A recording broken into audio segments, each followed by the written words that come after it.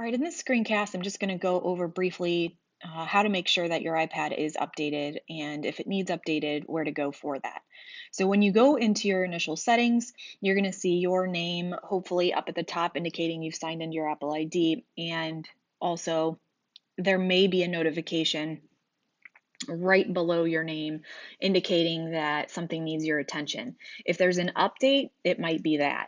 As a district, we're able to release the updates for you to install, but again, you as a user of your device have to go in and actually do that install on your own. So in order to do that, you will come down to General here and tap on that. And up here is where you can look at your software updates. So when I tap on it, it's going to check for any updates. If you have an update that is ready to be installed, that'll come up, which you'll be able to tap on to download and then install it.